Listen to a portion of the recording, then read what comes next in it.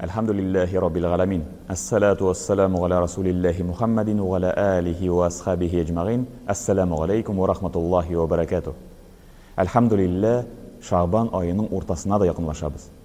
Ayında bu, bizning Ramazan ayına yartı aydan da ezrek kılgan degenini anlata. Hem Ramazan ayı aldığından bulgan, mübarek bulgan bir kişi, indi ol da bulsa Berat kişisi bizni kütüp tura. Şuşu Berat kişisi, ol da bulsa Allah subhanahu teala tarafından Kur'an-ı Kerim'de iske alıngan, zikir kılıngan bir kişi. Bu kişi turunda Allah subhanahu teala Kur'an-ı Kerim'de bizge eyte. Bismillahirrahmanirrahim. Hammim vel kitabil mubin. İnna anzalnahu fi leyletin mübareketin. İnna kunna munzirin. Fiha yufraku kullu emrin hakim. Sadakallahul azim. Allah subhanahu teala şuşu kişi turunda indi mübarek bulgan kişi dep eyte. Hem bu kişide indi biz sizge kileşeğinizne bilgilep koyabız. Bu kişi bilgilerine tıran kişi dep eyte.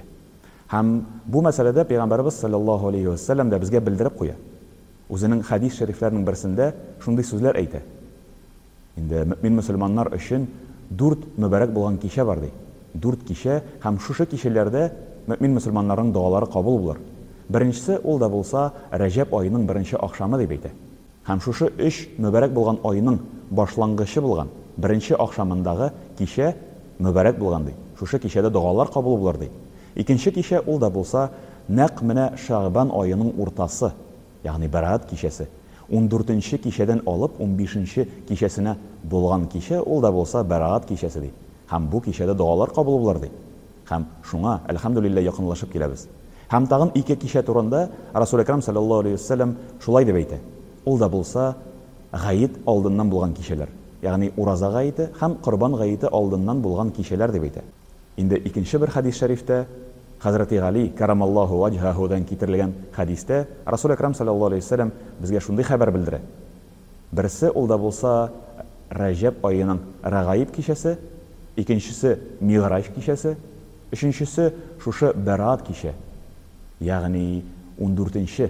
kişiden alıp 15. kişisine, Şaban ayının 14. kişisinden alıp 15. kişisine bulgan, mübarek bulgan, dualar kabul bulatırgan kişi dep eyte. Hem indi birisi ol da bulsa Kadir kişisi. Ramazan ayının en mübarek bulgan kişilerinin birisi. Hem elbette şuşu kişiye yakınlaşkaç, mümin Müslümanlar karşında bir soru basa. Yani şuşu kişini nişik itirip karşı alırga. Hem bu meselede İbn Abbas radıyallahu anhudan bizge şunday haber kitirile. Peygamberimiz sallallahu aleyhi ve sellem şuşu kişide bizge şunday kengeş bire. Indi 3 Yasin okup, her bir Yasin'den soň bir dua kılıp koyu. Birinci Yasin'den soň Allah subhanahu teala'ga müracaat etip uzun ömür, baxt, saadet, amal ibadetde bulunu tilew.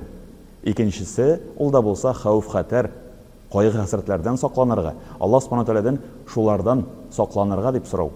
Hem indi ikinci Yasin'den soň Allah subhanahu teala'ga şuşu iminlikni sorap, Allah teala'ga kaygı hasretten, bela kazalardan saklawni sorap müracaat etip. Hem üçüncü Yasin şeriften soň Allah subhanahu teala'ga anın kulundagına bulu üçün müracaat etip. Allah subhanahu teala bizni kişi kuluna kaldırmasın dep müracaat etip. Hem şuşu amal ibadetlerini kılgandan soň indi elbette tesbih namazında okup koyarga mümkin. Hem elhamdülillah bu yolunu 17 Mart'ta 17 Mart'ның akşam namazını okugandan soň şuşu Berat kişisi kire. Hem elbette biz mümin Müslümanlar şuşu akşam namazını okugandan soň Allah subhanahu teala'ga yalvarıp münacat kılabız, dualarda bulabız, tesbih namazlarını okuyabız. Hem Allah subhanahu teala'ga müracaat etip o'zi bizge baxt, saadet soraybız. Kaygı hasretlerden, bela kazalardan yirak bularga dep soraybız. Hem indi kişi kuluna kaldırma dep müracaat etebіз. Hem şuşu kişide elbette Peygamberimiz sallallahu aleyhi ve sellem aytgancha, indi Allah subhanahu teala o'zining rahmetin indire. Hem şuna göre biz de mümin Müslümanlar şuşu kişilerde uyav bulup, Allah Teala'ga müracaat etip, Allah Teala'ga amal ibadetde bulup, şuşu kişi aldından bulgan günlerini urazalarda o'tkərib, şunday rəvişdə başqarsak, şunday rəvişdə qarşı alsak, Allah Teala'nın rahmetine hiç şiksiz erişirbiz. Allah subhanahu teala hamma bizge de şuşu amal ibadetlerini o'tab, Allah Teala'ga yakınayarga, Allah Teala'nın rizalığına erişirge nasip etsin. Rabbana atina fid dunya hasanatu ve fil ahireti hasanatu ve qina azabannar. Allahu